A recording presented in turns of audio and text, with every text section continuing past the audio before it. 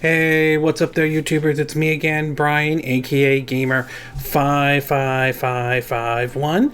And for this video, I'm going to be giving you my top 9 Xbox Series X and S game, mostly since I have a Series S, of 2021. Now, for me, this is probably my first. 2021 was my first time I ever really owned an Xbox or Xbox system before. I've heard of I've heard of Xbox. I never really owned one. I was mostly more on the Nintendo and PlayStation side of things, though, and I still consider myself a Nintendo fan to be exact. But for me, when they announced the Xbox Series X and the S, though, and given the price point for the Series S, I decided to dip my toes into it and give the system a go, though. And I will say it was definitely, in my opinion, worth the purchase, especially when you combine Game Pass, and then when you also combine the backwards compatibility of the library of games that they were able to bring over, though. Unfortunately, they decided to end the backwards compatibility, which is a little bit disappointing, though, but nevertheless, still a great thing that they brought a lot of games over to be exact, though. Now, I was going to do 10, but I can only do 9, though. This is based on based on the games that I've played and all that stuff. 2 of them, unfortunately, I couldn't be able to do a review in time because a lot of things were happening and all that stuff, and I couldn't really get to them, to be exact, though. But they still made it into my top 9 and all that stuff. But before I get started, I want to do what I like to call my honorable mention. Games that kind of caught my attention, though, to a certain degree, though. Most of these games are basically ones that are mostly that are considered classics, though, or and so forth, though, but they still should be mentioned as honorable mentions, though, and I still think they're worth taking a look at if you have an Xbox Series X or an S or anything like that, though. One of them I know is definitely in the one of them is definitely part of Game Pass, and it's definitely worth downloading if you get the chance or anything like that. The first one I do want to say is the Yakuza Like a Dragon, though.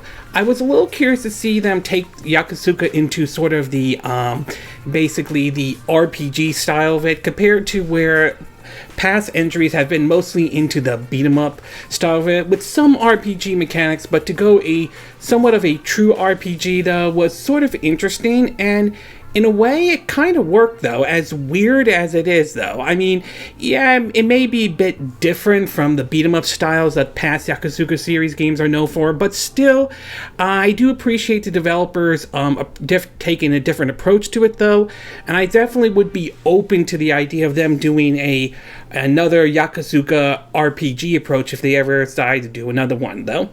The next one I do want to point out is Dishonored Definitive Edition, though. This one's actually a very good deal, especially when you take into account the fact that this game is also on Game Pass as well, though. Dishonored is sort of a very interesting series, as it's the type of game you could either go in, play, killing everyone, or trying to take a stealth approach, to be exact, though. The art style of the game looks great. The world that they created looks very fascinating, and the fact that you basically are getting all the content in the Definitive Edition, not to mention with the game supporting 60 FPS boosts and having everything in it, though, and actually be part of Game Pass, it really makes this game a really great value, to be exact, though. So if you've never played the Dishonored series, it's worth taking a look at the first one, though, especially since that one is on Game Pass, though. The next one I do want to talk about is one that's considered a cult classic and still a classic by many folks, is Lost Odyssey, the game made by Miss Walker back in 2006. This was a game I did hear about when I've heard a while back, though, but when I got my Xbox Series S, this was one of the games I wanted to take a look and try out myself, because I've heard some things about it, though, and I will say it is enjoyable. Nevertheless, the RPG mechanics are good, though. The characters and the world is very interesting. Visually, though, I mean, the game is okay. I mean, bear in mind, this was made back in 2006, so visuals are going to look a lot different compared to today, though, but the game still holds up very well and all, and it's worth taking a look at, especially if you're a JRPG fan in any way, though. I know Miss Walker doesn't like to do sequels or anything like that, but I would love if they ever did a Lost Odyssey 2. That would certainly be great. The next one is, of course, is Binary Domain, though. This was the game. This was this game that appeared before the Yakuza series sort of became popular, though. It was definitely a fun third-person shooter when it was released back on the 360 and PS3 era, when it was released on the X as part of their final games, part of the backwards compatibility combined with 60 FPS boost. It definitely turns out to be an enjoyable and fun game, and I can see why this one has sort of become sort of a fan favorite for a lot of folks, though. It's really sad the game didn't sell very well back then. Hopefully, with the development studio becoming popular with the Yakuza series, maybe they'll do a sequel to Binary Domain one day, though. I certainly would be down for that if they ever do something like that, though. The next one I do want to talk about is basically Alice Madness Returns. This is from the game from the developer American McGee, though. I remember playing this game back on the during the PS3 era, and to see it on the Xbox 3 on the part of backwards compatibility is certainly nice. It is a fun, enjoyable platform, though, with unique art style that kind of reminds me a little bit of sort of like a very disturbing Tim Burton style to it, though, which is certainly not a bad thing. Indeed, though, it's worth taking a look, even though it's from EA, though, and I would definitely be open if they did if American McGee does one more like Alice game. That certainly would be nice. And last but not least is Shadows of the Damned, though, a very fun, enjoyable third-person shooter from both Suda51 and Shinji Mikami, though. The game basically itself, outside of the fact that it's you could argue like a walking dick joke every 5 seconds to be exact, it still is enjoyable indeed. The Suda51 style to it with the third person shooting mechanics, though, make it sort of a cult classic in its own right, though. I know Suda51 recently got the rights back to Shadows of the Damned, so I do hope that one day a sequel will happen, though. I mean, hell, we got No More Heroes 3. I can't imagine that maybe one day a Shadows of the Damned 2 might happen, to be exact. Okay, we're going to take a quick break, and when we get back, we'll get to part 2, which will be we started with the top 9, and this will go from 9 to 5. So we'll take a quick break, and we will be right back.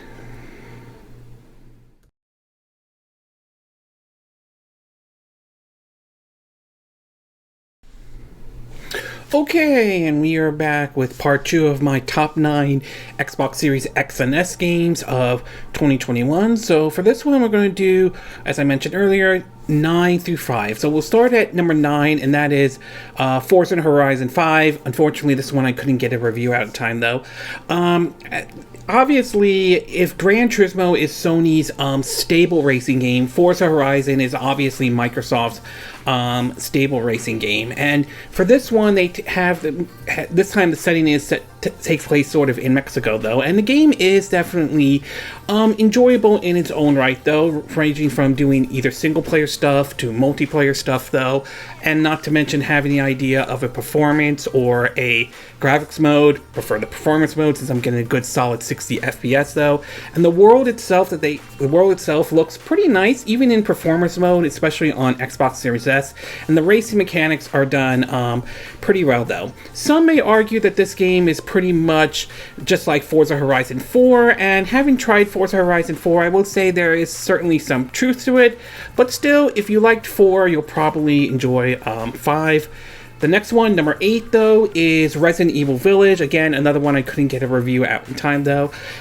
Following the success of Resident Evil 7, which probably got the series back on track following the controversial entry of Resident Evil 6, though, Resident Evil Village, though, or Resident Evil 8, is an enjoyable game, though, and you definitely can't help but feel that game definitely has a little bit of a Resident Evil 4 vibe to it, which certainly is not a bad thing, considering that Resident Evil 4 still to this day remains one of my favorite entries in the Resident Evil series of all times, though. And you certainly get that ranging from the shop owner to the setting and the world itself, including the infamous Vampire Lady or Vampire Lady Wafu, whatever you like to call it, though. So it certainly is nice certainly looks nice though, and the gameplay, while some of it does borrow a little bit from Resident Evil 4, some of it also borrows it from Resident Evil 7. Nevertheless though, I definitely like the direction they're kind of going with the Resident Evil series. I am curious to see how they will go with, like, say, if a Resident Evil 9 ever happens though. So that certainly would be nice to see if that ever happens. But either way, Resident Evil Village is at number 8. Number 7 is Serious Sam 4 though. Now, for me, the Serious Sam, especially Serious Sam 4, whether I played it on Stadia or just on the Xbox Series S via Game Pass though, I still believe it's still part of Game Pass to be exact. The game is basically a fun, enjoyable, over-the-top FPS shooter, or you could play it in a third-person perspective. I prefer the FPS approach though the gameplay itself kind of feels kind of like a throwback to like the old school FPSs, whether it's old school like Doom to even like the Turok series back during the N64 days though. It still is enjoyable though. I mean, the plot line is silly and stupid, but still it has that charm, nevertheless though, and taking on a horde of enemies can be both impressive, but at the same time it can be frustrating when you have them all ganging up on you. But in either case, it's still a fun first-person shooter, though. I enjoyed it when it came out in 2021, and I still enjoy it till this day, though. So Serious Sam 4 enters in at number 7. Number 6 is Nier Replicant, though. Now, this one was interesting, though, given the fact that it's the prequel to Nier Automata that was developed by Platinum Games. And while this one wasn't developed by Platinum, though, you can still feel there's somewhat of a Platinum vibe to the game, nevertheless, from its combat to some of its visuals and all that. And what makes the game interesting is that this is somewhat of the version that we didn't get here in the West. We got the original Nier, though, so we never got the Japanese version. So when they brought this one, Nier Replicant, over, though, it was sort of interesting, and I decided to give it a go, and it's enjoyable at all. Like I said, I enjoy the combat. The music definitely adds to the mood to the game. So it's definitely an enjoyable game, especially if you enjoyed Nier Automata, though. So this definitely is a prequel to that, though. I am curious to see if we'll ever see another entry of the Nier series, at least on the console side of it, though. We have seen one come to mobile phones, but I think for most of us, a lot of us would like to see another entry, at least on the console side. If they ever do that, that definitely would be great, though. And number 5, though, is Scarlet Nexus, though. This is a new action RPG that I believe was made by the same folks who worked on the Tales series, though. When they released the demo of that one, I tried it out myself, and I actually liked what I saw. The world itself they created kind of reminded me a little bit of 2019's Astro Chain on the Nintendo Switch, though, and the game definitely delivered on that, though. The combat is simple and enjoyable and all, though, and it's a fun action RPG, even with the two different stories from both the main male character or the main female character, though. It's definitely a fun game, regardless of which system you own it, though. I believe recently it was on Game Pass. I don't know if it's still on there or not, though. But it is definitely a fun new IP from basically Bandai Namco and the folks who worked on the Tales series, though. I definitely would be down if they ever do a Scarlet Nexus 2. That certainly would be great, nevertheless. Okay, we're going to take a quick break, and when we get back, we'll get to part 3, and this will be 4, 2, 1. So we'll take a quick break, and we will be right back.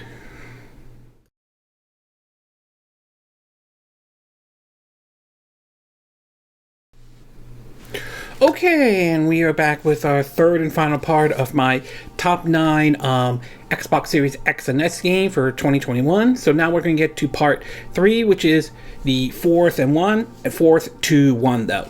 And so number 4 on my list is Marvel's Guardians of the Galaxy, though. This game kind of surprised me a little bit, because going into it when it was originally announced, though, I didn't really have a lot of high expectations for this game, mostly because of the way Square Enix handled Marvel's The Avenger, though. And that game really, did not sit very well with everyone, particularly with the live service part. So I was a little bit concerned about it though. But when I started to hear that it was also going to be a single player experience and all, I decided to give the game a go, and it turned out to be much better than I thought. I like the idea of being able to control Peter Quill and use certain elements of his element guns to attack enemies, not to mention be able to have your other members like Gamora, Drax, Rocket Raccoon, and Groot, to be able to use them ranging from certain parts of the game, like certain puzzles, nothing really hard, to in combat use, which definitely comes in handy when you're fighting certain enemies though. It's a shame the game didn't sell as well as it could have during launch though. Some of that is because people were still not happy with the way how Square Enix handled Marvel's Avengers, although given Square Enix's history, they also may have raised expectations way too high for that game, and they have been known to do that though. But in either case, it's currently available on Game Pass right now, and if you aren't sure about it, give the game a go though. But I certainly did enjoy it, and I put it at number 4 on my list though. Number 3 on this list goes to Tales of Arise. This game certainly got a lot of attention last year when it was announced that it was coming to, when the new Tales game was coming out though. And it turned out to be a much funner experience than a lot of people thought it would be though. The story itself was certainly somewhat darker than I had originally thought though, but still enjoyable, ranging from its combat to its story to even the visuals. Even on an Xbox Series S, it looked pretty nice, especially if you play the game in performance though. Combat can get a little chaotic every now and then though, but it still is, I still like the Tales' combat system though. It's a series I've started to grow more into over time though, and I'm definitely enjoyed Tales of Arise, and I would definitely be open if another Tales game happens though. Number 2 on my list is Psychonauts 2 though. This is a game that was crowdfunded though, and it was a sequel that a lot of those who enjoyed the first Psychonauts was waiting for a long time. Now this game the crowdfunding was announced well before Double Fine would be purchased by Microsoft though, and even after the game finally came out, it came to the systems that it was brought over to, including the PS4 and the PS5, but also the Xbox Series S and X, and the PC as well though. And the game is definitely enjoyable. It digs through the whole idea of mental issues and so forth, but the way they do it is really good. The art style, it's like watching something out of Tim Burton's Nightmare Before Christmas, and the gameplay kind of reminds me of the early 2000s or the like the platforming games back during the N64 era, like Super Mario 64 or Banjo-Kazooie, and it still is an enjoyable and fun game and worth picking up, especially if you're a fan of platformers. And since it's on Game Pass, it's definitely one you should consider taking a look at before you decide whether or not it's worth a purchase or not though. So number 2 goes on to Psychonauts 2. And my number 1 game on the Xbox Series X and S of 2021 is Halo Infinite. The campaign though. I'm not talking about the multiplayer, just the campaign though. For a lot of people, especially for those who are Halo fans, they were probably waiting a while to see Halo make sort of a comeback. Halo 5 was kind of mixed for a lot of folks though. The Master Chief Collection did not get off to a great start when that game came out, although over time they kind of fixed it though. And when Halo's campaign was shown the first time around, the response was kind of mixed in terms of the visuals and all, which prompted Microsoft to delay that game for a whole year to fix the visuals, which mean that Xbox would not have a major flagship title at launch. I mean, not having that makes as much sense as Breath of the Wild not launching when the Nintendo Switch came out, though. But in the end, it turned out to be much better than we thought, though. I definitely like the direction they went with this, though, in terms of aiming more towards kind of an open world style. It almost felt like they were taking pages out of like what Breath of the Wild did, and it certainly was a very nice approach they did though. I mean, compared to like the old Halo games, which was much more of a linear type for the campaign though, it was certainly nice they decided to go with this direction. And the grappling hook does make going around areas much easier than it was before, though. I will admit, to some degree, it feels like 343 Industry was kind of holding back on certain things because they weren't sure if this open world approach would click, though.